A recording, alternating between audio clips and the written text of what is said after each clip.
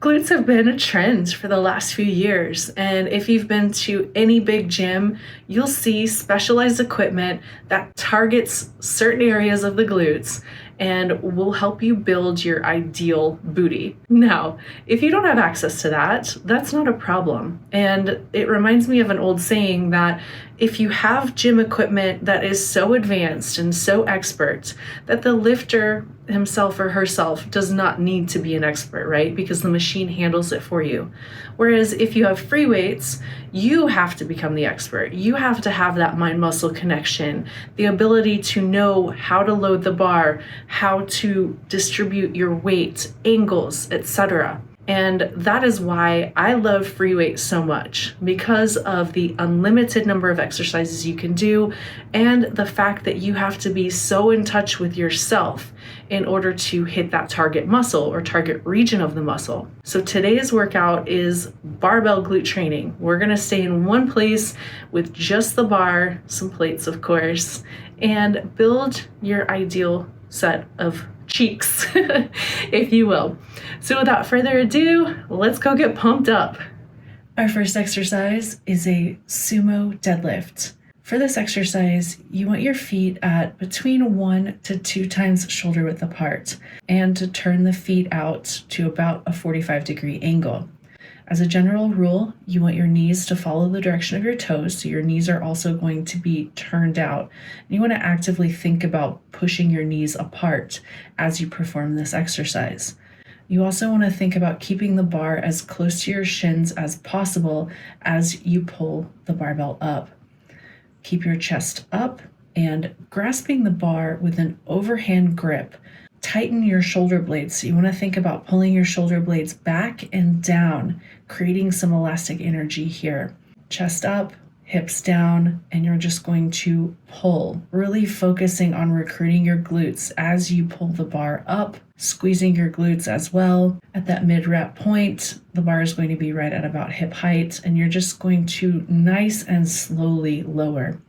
A lot of the great changes in the physique can happen at this negative or eccentric portion of the rep. So actively push your weight through the heel, keep the bar close to your body, keep your chest tall, keep everything tight, and squeeze your glutes as you descend. You're just going to repeat from there. Next exercise is a wide stance RDL. If you always perform exercises the same way, you are hitting the muscle in exactly the same area every single time. By widening your stance, we're able to really target the glutes and hamstrings in a different way than you would ordinarily. So feet should be 1.5 to 2 times shoulder width apart. The grip is overhand and about shoulder width apart. You're going to push through the heels. This is a hip hinge exercise. So think about keeping soft knee, but as you bring the bar up, you are going to bring your hips closer to the bar. So think about from that mid-rep point on, lowering the bar. As you lower the bar, you're keeping your back flat and you're actively pushing your hips away from the bar. The wide stance, again, is going to hit the muscles in a way that you are probably not used to hitting them. So I suggest going a little bit lighter, pushing your weight through the heels. Now, you can also think about pushing your weight either through the outside part of your foot or through the inside part of your foot. So shifting your weight distribution is going to target the hamstrings a little bit more, can target the adductors a little bit more if you want to really hit the inner thighs.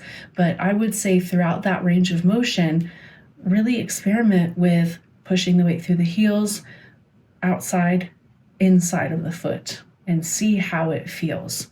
And again, you want to keep your spine neutral, you want to keep your back flat, and this range of motion is going to vary. So you may not be able to keep your back flat and get all the way to the floor. If not, that's okay. You're just going to lower the bar until your back just begins to round, and then you're going to bring the bar back up. Next exercise is a feet elevated split squat. Now with this, I'm using 2 plates. You can use a small aerobic step or a step, but you want to create a deficit here. And the idea is that front foot or that front leg is your working leg, and that back leg is simply there to help spot you. And by increasing the range of motion here, we're getting that upper leg to below parallel to the floor. This is really important for glute recruitment. It's going to help to really hit the glutes, especially if you're pushing your weight through the heel.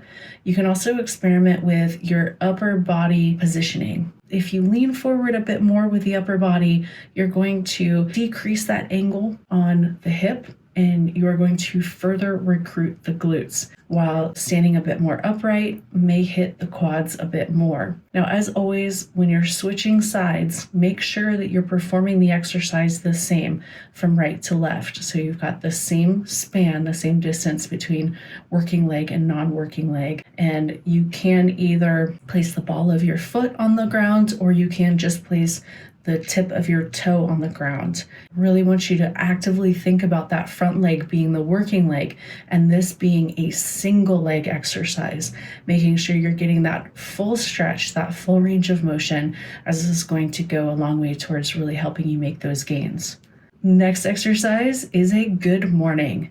Now the good morning is also a hip hinge exercise, but placing the bar on the back is going to change where the force is coming from. So I want you to think about placing that bar right across your traps, grabbing the bar with an overhand grip, keeping your elbows in nice and tight, creating a cradle for this barbell. Now with the good morning, you want your feet at about shoulder width apart, soft knee, flat back, and as you lower the barbell, as you bring your upper body down, think about pushing those hips out, similar to the RDL. Now, I want you to think about also keeping your chest up, so stretch through your torso.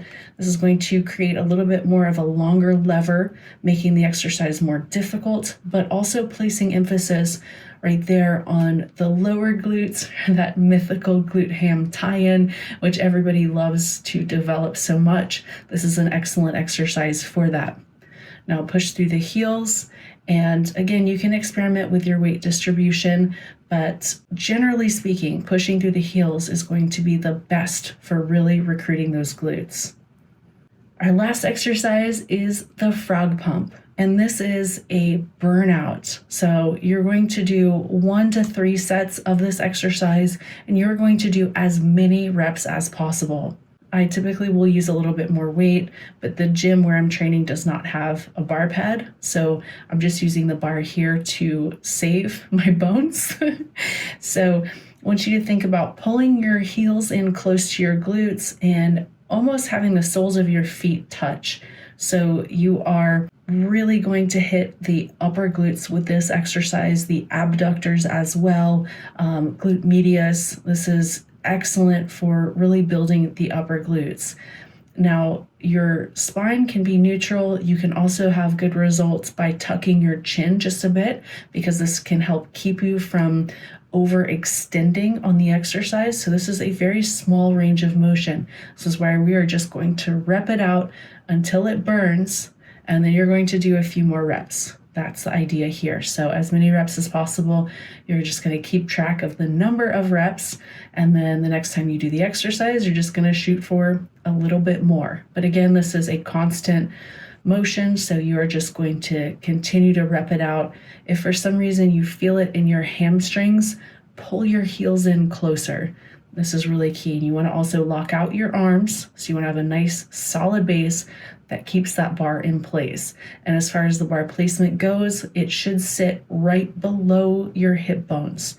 And having a bar pad, a towel, something to buffer that bar against your body can be really helpful, especially as you go heavier. Cultivating and developing mind-muscle connection is something that can take time. It's something, of course, that happens up here, and you can facilitate that by going light or just using body weight and going nice and slow. Something else you can do is single leg variations, and this is going to really help you just focus on one part of the muscle at a time. Don't get frustrated. You'll see that there will be an exercise or two where it just clicks for you. And of course, continuing to go nice and slow and continuing to go light can be really helpful. And I'm not saying go light all the time, but there are instances, perhaps at the beginning of a workout, where you might work on mind muscle connection, or at the end of a workout where you might work on it. And over time, you'll find that you, in fact, become the expert, and that you might be able to use just body weight to really recruit a specific part of the muscle and burn it out. And then you become the master. But the expert at anything was once a beginner. So don't be afraid to get started with it. And keep in mind that glutes are a little bit tougher to develop that mind muscle connection with. So if you do work on it, sometimes working at home, maybe doing some body weight kickbacks or body weight hip thrusts, take your free hand, place it on the area of the glute where you're looking to target, and this can help you just strengthen that mind muscle connection. If you want a separate video on it, let me know. I'm happy to help, but work on it. Don't get frustrated if it doesn't come right away. Just continue to go. If you've made it this far, thank you so much for watching. I'll leave a link in the description below for Glute Gains, which is one of my programs that is geared towards helping you grow a great set of glutes. That's it for this time. Until next time, train smart, train hard, y'all.